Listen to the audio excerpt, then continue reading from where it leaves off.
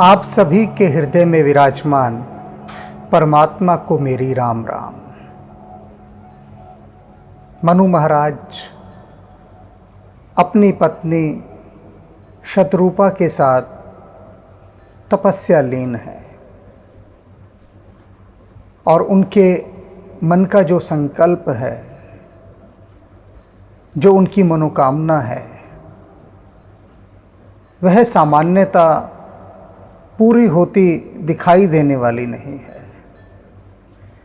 क्योंकि उन्होंने इच्छा ही कुछ ऐसी रख ली है, संकल्प ही कुछ ऐसा रख लिया है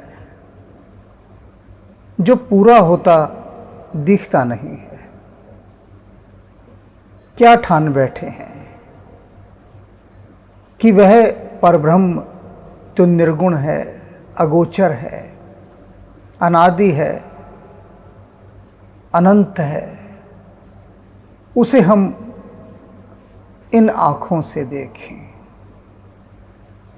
भला कैसे संभव हो सकता है? उसे इन आँखों से देखा जाना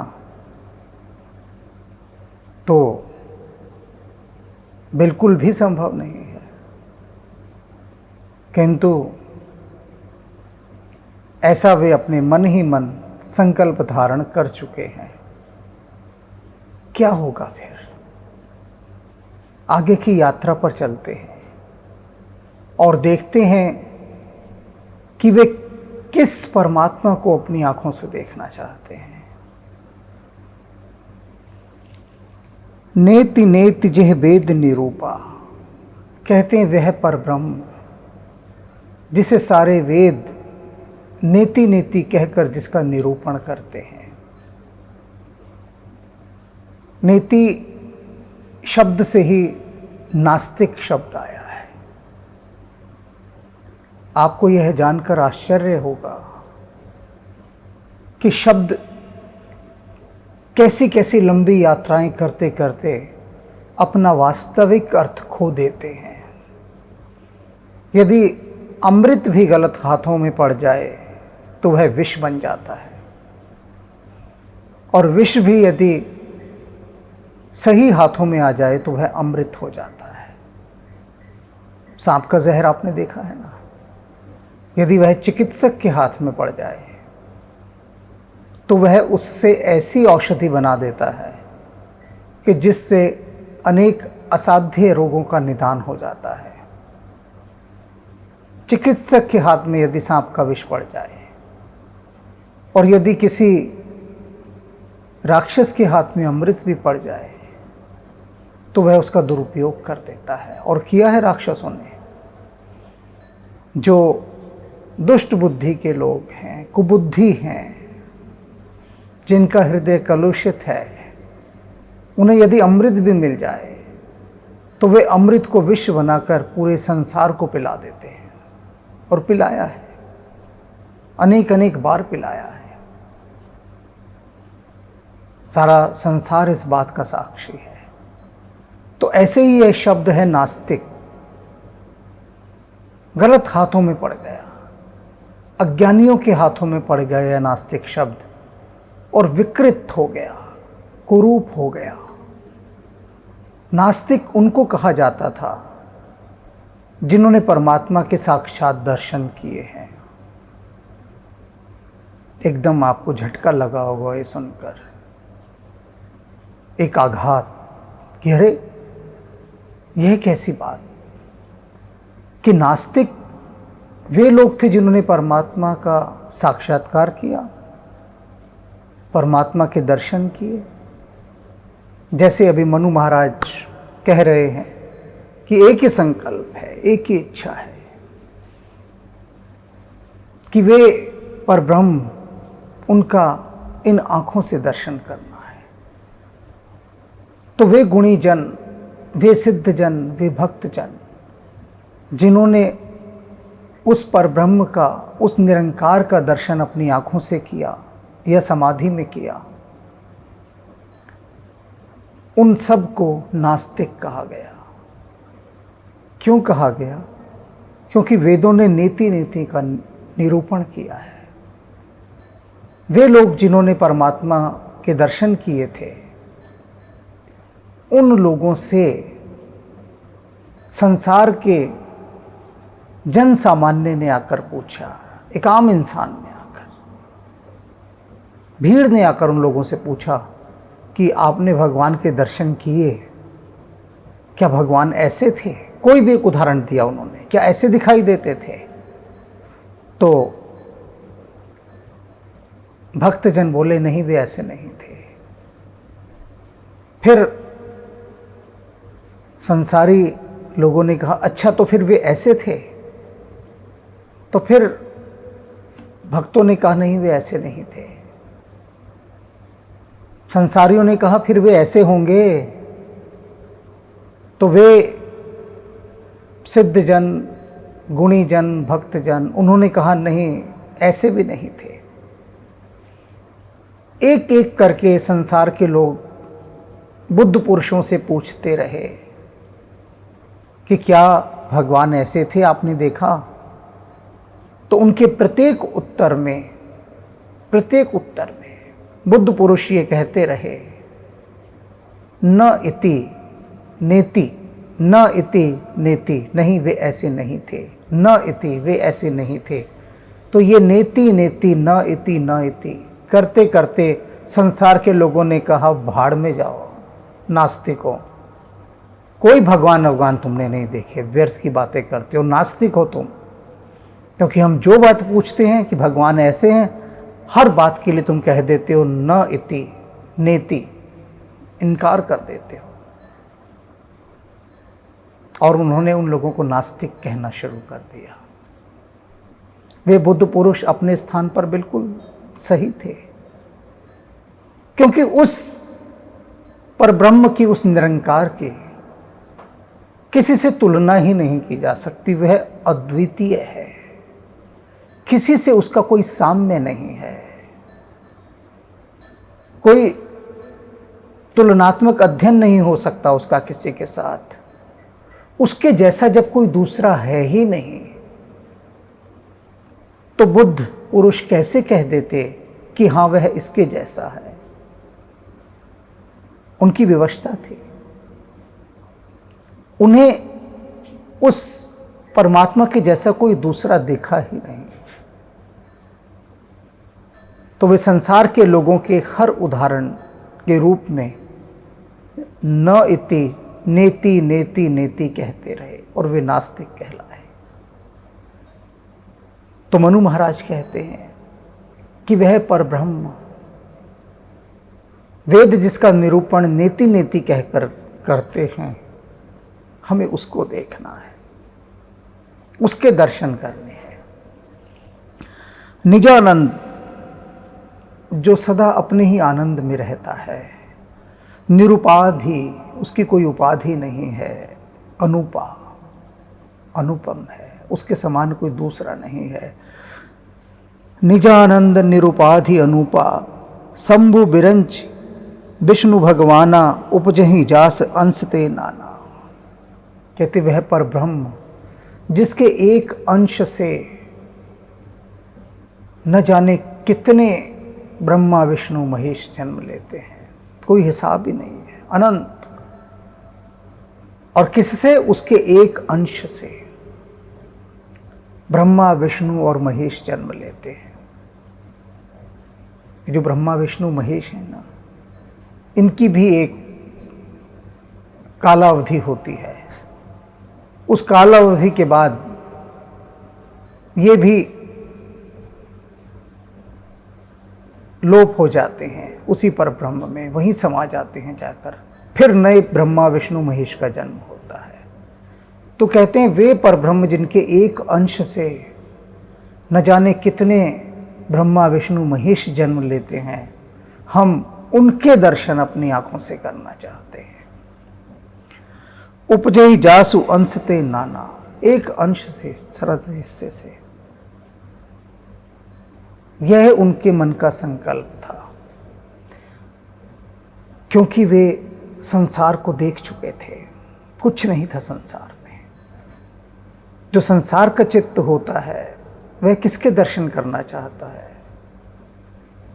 कोई नेता दिख जाए उसके साथ फोटो वोटो खिंचवा लें, कोई अभिनेता दिख जाए उसके पास खड़े होकर बत्ती से चमका लें, या फिर कोई खिलाड़ी उसके साथ खड़े होकर अपना रौब जमा लें, दुनिया को दिखा सके।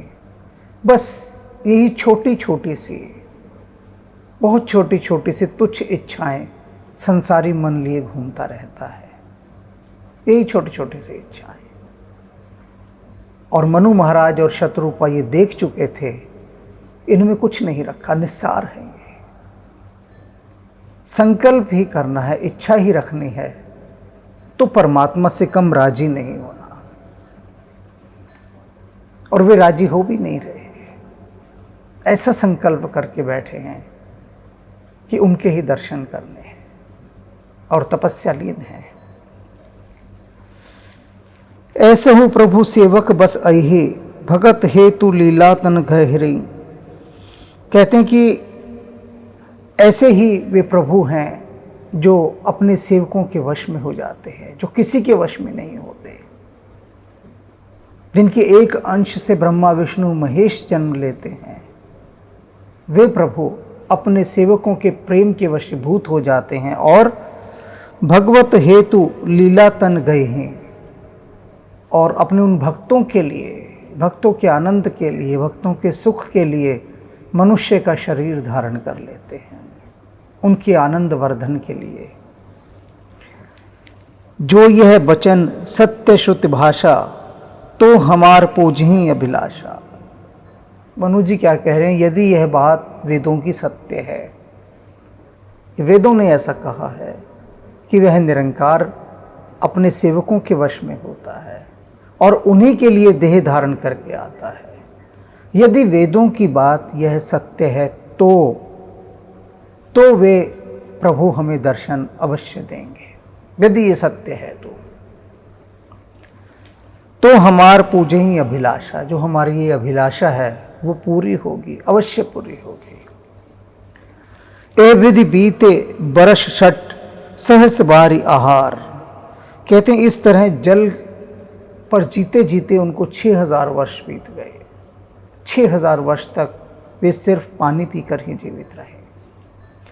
संवत सप्त सहस्त्र पुन रहे समीर आधार, और उसके बाद 7000 वर्षों तक वे सिर्फ वायु पीकर जीवित रहे, जल भी छोड़ दिया, पवहारी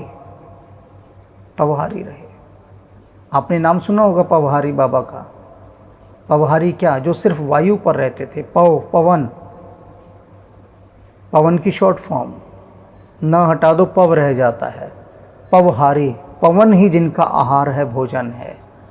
ऐसे अनेक योगी महायोगी हुए हैं जो केवल वायु पर ही जीवित रहते हैं, भोजन करते ही नहीं।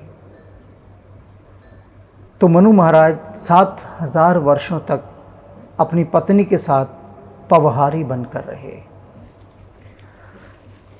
बरस सहस 10 त्याग्य सो, और फिर उन्होंने 10,000 वर्षों तक वायु भी त्याग दी।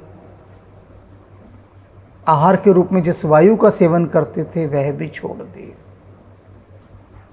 बुद्धि खनखनाने लगी होगी अनेक श्रोताओं की कि यहाँ तो 70-80 वर्ष में ही जाकर गाड़ी बोल जाती है, और ये हज़ारों वर्षों की बात कर रहे हैं। अगर लंच ना मिले तो आंतें कुल बुलाने लगती हैं,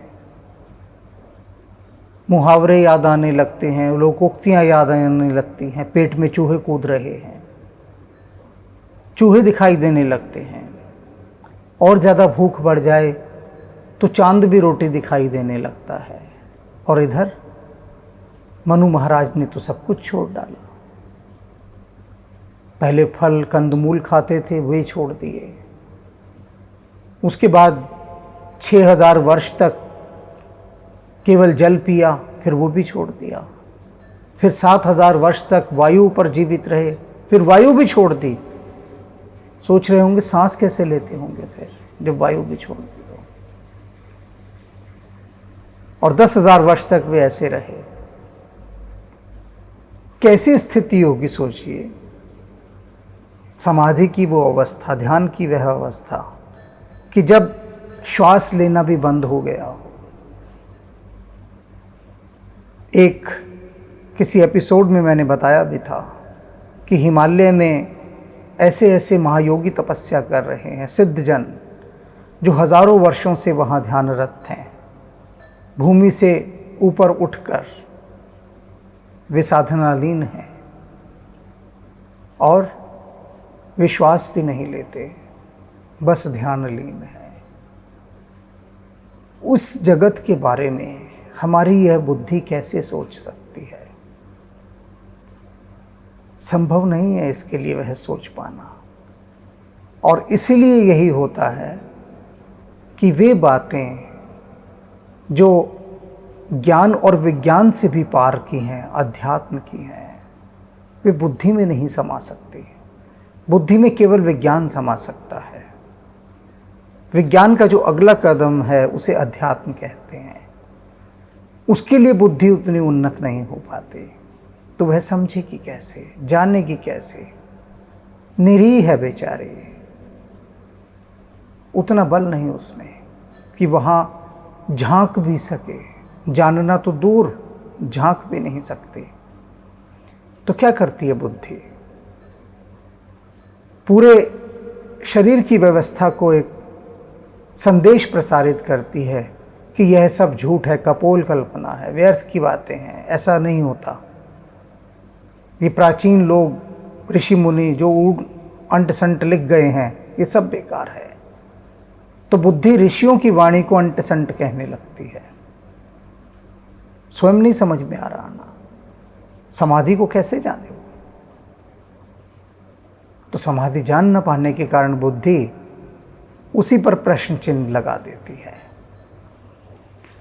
ठाड़े रहे एक पद दो, और उसके बाद वे 10,000 वर्षों तक एक पैरों पर खड़े रहे, एक पैर पर। प्रभु को रिझाने के लिए कितनी कठोर तपस्या कर रहे हैं। विधि हरि हर तप देखी अपारा। ब्रह्मा, विष्णु और महेश ने उनका तप देखा, ऐसा अपार तप जो आज तक किसी ने नहीं किया था। आपस में विचार विमर्श किया त्रिदेव ने कि ये तो सीमा से भी पार जाकर तपस्या कर रहे हैं, हद हो गई। तो चलो जरा चलते हैं, मनु महाराज से पूछते हैं, कुछ कहते हैं, कुछ क्या बात है। तो ब्रह्मा, विष्णु और महेश तीनों मनु महाराज के पास पहुंचते हैं। मनु समीप आए बहु बारा, और बहुत बार आए, लेकिन वो ध्यान लेन अपना। मनु महाराज आए, ब्रह्मा, विष्णु, महेश और लौट जाएं, ध्यान ही नहीं उनका कहीं और। तो खैर किसी प्रकार से संपर्क साधा त्रिदेव ने मनु महाराज से। मांगो बर बहु भांति लोभाए, और उनसे कहा कि आप कोई भी वर मांगिए। बहुत लोभ दिया उनको, लोभाए, बहुत लोभाया कि बहुत तपस्या कर लिया आपने, मांगिए क्या मांगते हैं, जो मांगेंगे वही मिलेगा। कितना बड़ा प्रलोभन है कि जो मांगेंगे वही मिलेगा। और तीनों देवता इकट्ठे आकर, तीनों देव, त्रिदेव, ब्रह्मा, विष्णु, महेश, एक कहे तो चलो मानो भाई कुछ हल्का मिल जाएगा, यहाँ तो तीनों आकर कह रहे हैं कि जो मांगोगे वो मिलेगा। परम धीर नहीं चल ही चलाए, लेकिन वो ऐसे परम धीर थे मनु महाराज, चल ही नहीं चलाए। बड़ा चलाने की कोशिश की त्रिदेव ने कि किसी तरह से ये बहक जाएं, वर मांग लें, तपस्या समाप्त करें। क्योंकि ये तीनों देव नहीं चाहते थे, ब्रह्मा, विष्णु, महेश, कि मनु महाराज पर ब्रह्म को देखें, साक्षात देखें। अब आप देखिए यहाँ पर सबसे बड़ी गहरी बात मैं आपको बता रहा हूँ, रोकने वाली, कि देवराज इंद्र का यहाँ कोई अता पता नहीं है। नारद मुनि की तपस्या भंग करने के लिए देवराज इंद्र ने अपनी अप्सराएं भेजी, कामदेव को भेज दिया, किंतु यहाँ पर लापता हैं देवराज इंद्र। जानते हैं वो कहाँ का कामदेव, कहाँ की अप्सराएं, कोई नहीं टिकने वाला यहाँ पर। तो क्यों अपने तरकस के इन तीरों को बेकार किया जाए। जानते थे स्वर्ग के देवता कि मनु महाराज का संकल्प डिगाने के लिए क्यों अप्सराओं को व्यर्थ में नचवाया जाए वहाँ ले जाकर।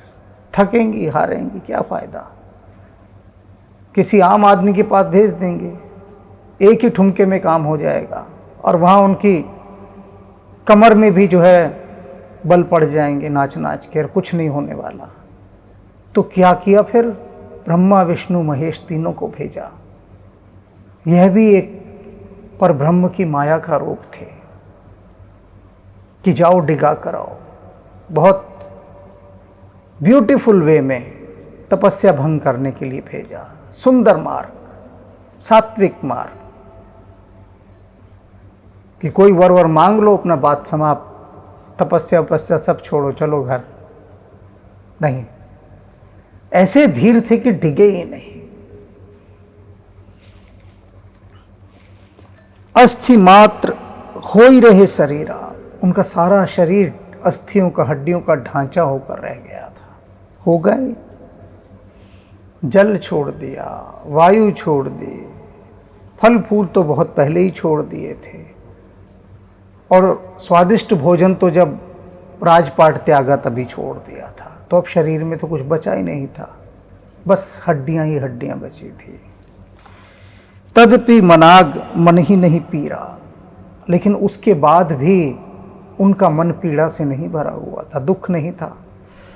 शरीर सूख चुका था, लेकिन मन में दुख नहीं था, कोई दुख नहीं था। दो चीजें हैं, देखिए, जान लीजिए, समझ लीजिए। कष्ट और दुख दोनों अलग अलग चीजें हैं। दुनियावी लोग इनको जोड़ लेते हैं साथ साथ, संसारी लोग एक साथ जोड़कर देखते हैं कि कष्ट और दुख, और वे बिल्कुल भी गलत नहीं है, बिल्कुल भी गलत नहीं है। अर्थ का अनर्थ कर रहे हैं, लेकिन फिर भी गलत नहीं है। सच्चे लोग हैं ये संसार के लोग, क्योंकि वो कष्ट जब उन पर आता है तो वो दुख से भी भर जाते हैं। कष्ट जब आता है, ऐसा नहीं वो कष्ट और दुख दोनों को अलग कर सके। मैं एक उदाहरण के द्वारा समझाता हूँ। सीता माता भगवान राम के साथ वन वन भटकी, जिनका कोई हिसाब नहीं हो सकता, ऐसे बेहिसाब कष्ट सहे, तकलीफें सही, बहुत कष्ट सहे। पैरों में छाले पड़ गए। आप देखिए ना, आपके पैरों में कभी छाले पड़े हैं? आप कहो ऐसे की तैसी छालों की, एक से एक बढ़िया जूता पहनते हैं, जरा सा पुराना हुआ फेंक मारते हैं, नया लेकर आते हैं, छाले कहाँ से पड़ जाएंगे। लेकिन वन वन भटकी में पैरों में छाले पड़ गए। और जब वो सोती थी वनों में, तो पेड़ की जो जड़ें होती हैं बाहर उभरी हुई, उसका वो तकिया बनाती थी। सोच सकते हैं आप क्या कष्ट होता होगा। नहीं सोच सकते, सोचा भी नहीं जा सकता, सोचा भी नहीं जा सकता। इतने कष्टों में सीता जी रहीं भगवान राम के साथ, लेकिन दुखी नहीं थी। कष्ट में थी किंतु दुख नहीं था। प्रसन्न थे कि राम मेरे साथ हैं, मैं राम के साथ हूँ, मैं पिया के संग हूँ, दुख कैसा। तकलीफ़ें हैं, कष्ट हैं, रहते रहे अपनी जगह। पैरों में छाले ही तो पड़ रहे हैं। कांटे ही तो चुभ रहे हैं पाँव में, कंकड़ ही तो चुभ रहे हैं, कोई बात नहीं। जलवायु का प्रकोप ही तो सह रहे हैं, कोई बात नहीं, कोई दुख नहीं। कष्ट है, दुख नहीं है। तो ऐसे ही मनु महाराज, शरीर सूख कर कांटा हो गया, लेकिन मन बिल्कुल भी उसका कोई मलाल नहीं कर रहा, आनंदित है मन, बिल्कुल भी दुखी नहीं है।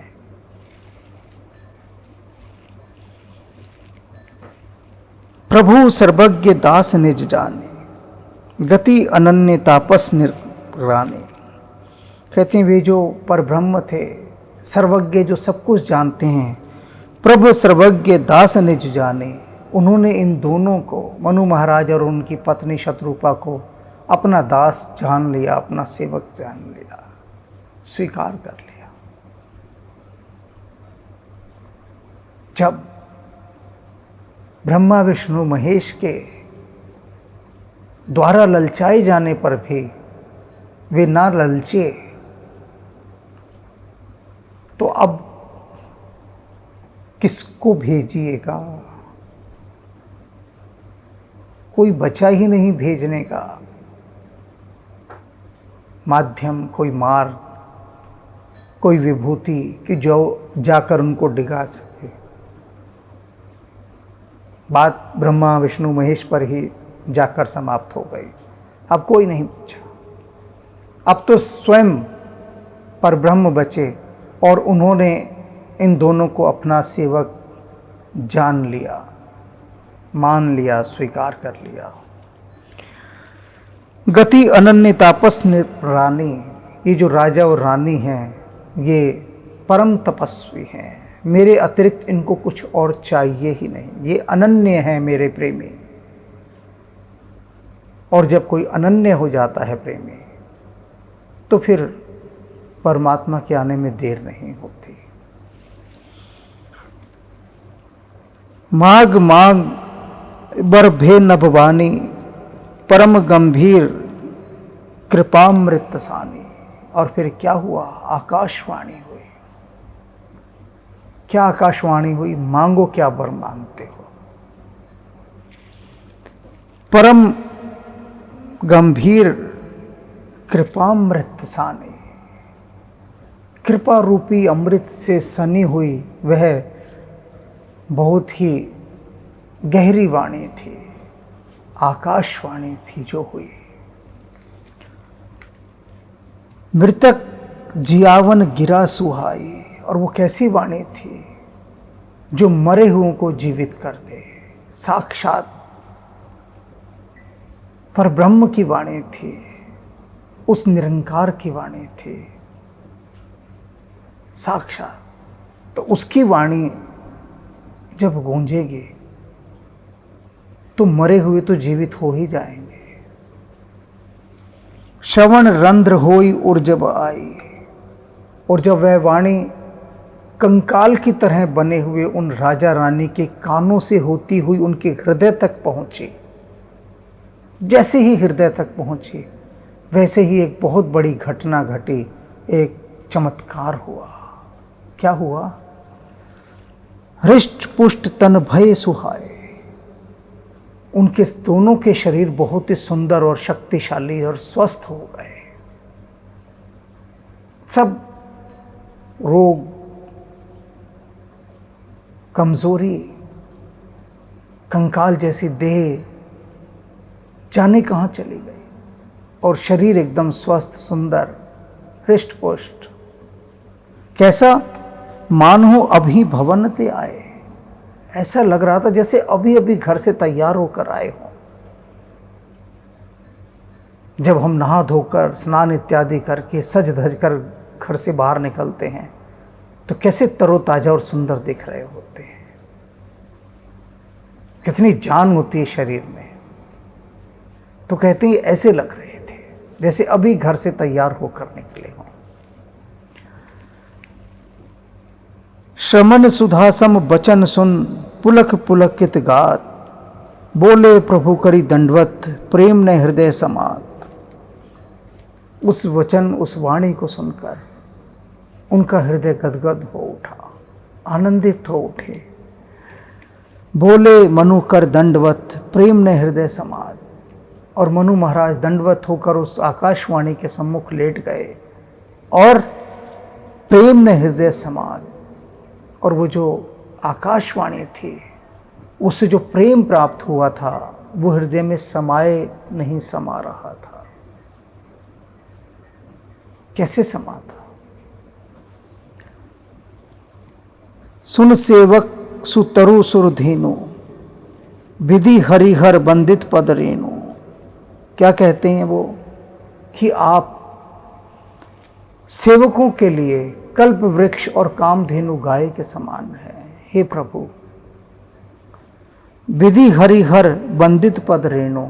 और आप कैसे हैं कि ब्रह्मा विष्णु और महेश वे आपके श्री चरणों की धूल की वंदना करते हैं।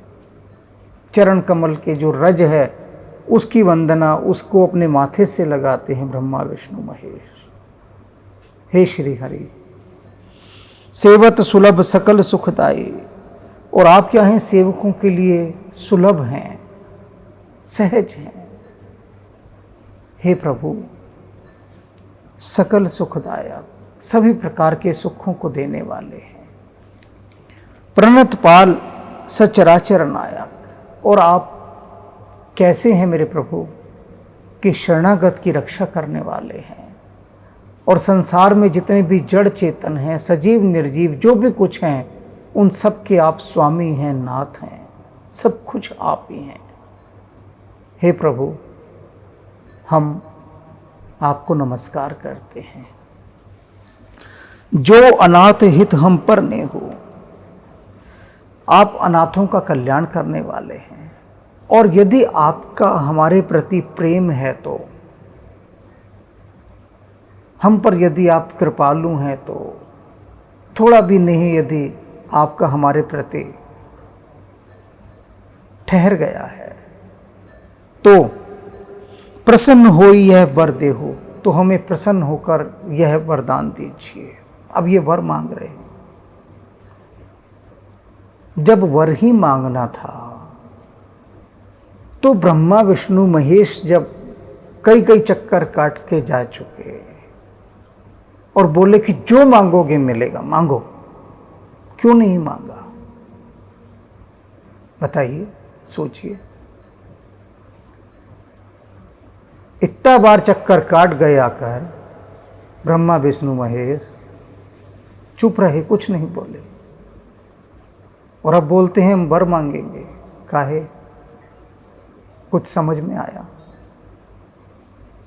नहीं आया ना? बताते हैं। मनु महाराज ने ब्रह्मा विष्णु महेश से इसलिए वर नहीं मांगा क्योंकि यदि वे उनसे कहते कि हम उन परब्रह्म निरंकार जो अजन्मा है, अनंत है, उसे अपनी आंखों से देखना चाहते हैं, ये हम आपसे मांगते हैं, तो तीनों हाथ जोड़ देते, तीनों। और क्या कहते? हमसे ना हो सकेगा।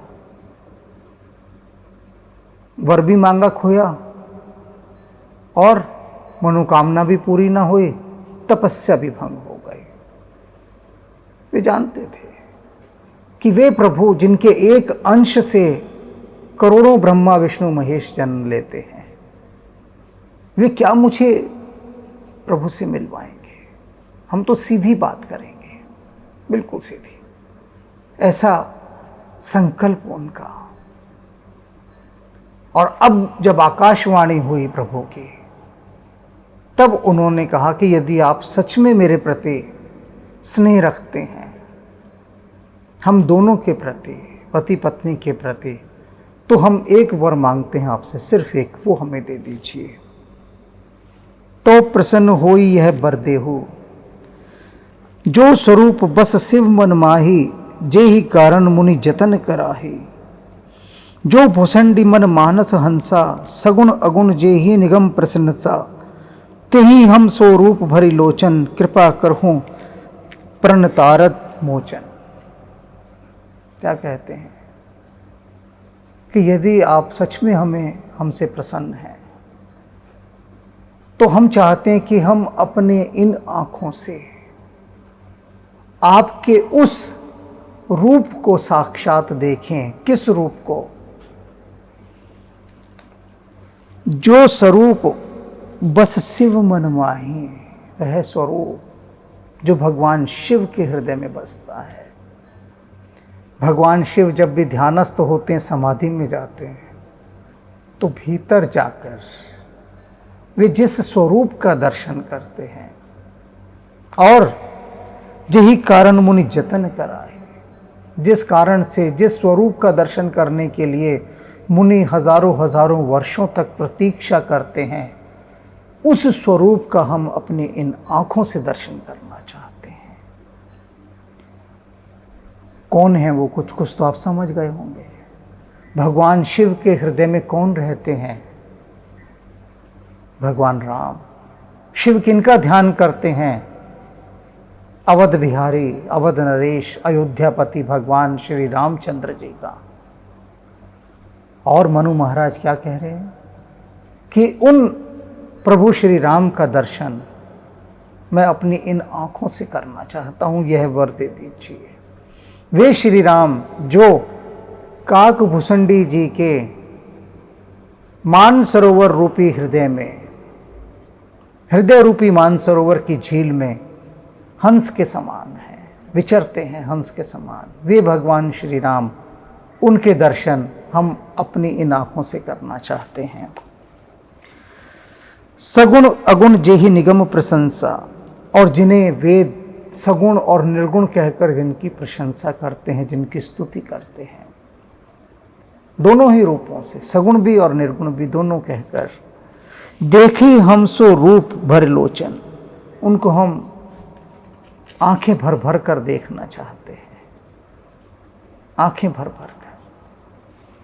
कृपा करहूं प्रणतारित मोचन, हे शरणों में आए हुए अपने भक्तों की रक्षा करने वाले, हे शरणागत वत्सल भगवान, आप हमें बस यह वर दे दीजिए कि हम भगवान श्री राम का दर्शन अपनी इन आँखों से करें।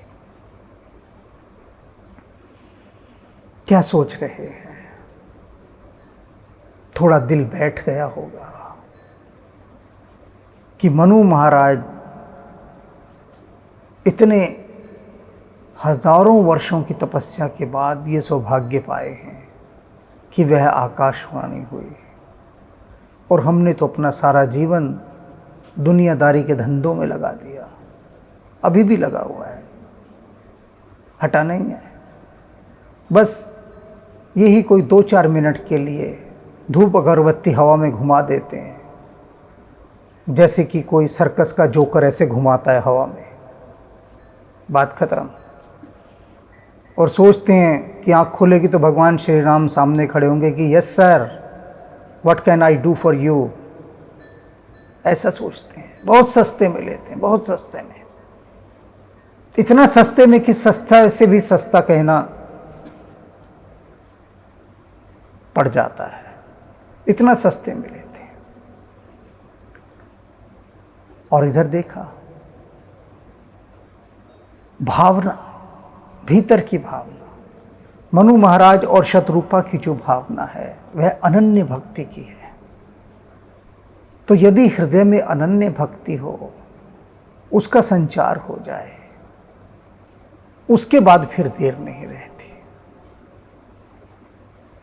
ये जो सारी कथाएं हैं, ये उसी अनन्य भक्ति की ओर ले जाने का एक मानचित्र है, मात्र मानचित्र। चलना आपको ही पड़ेगा। तो अभी चलते हैं और देखेंगे आगे क्या होता है।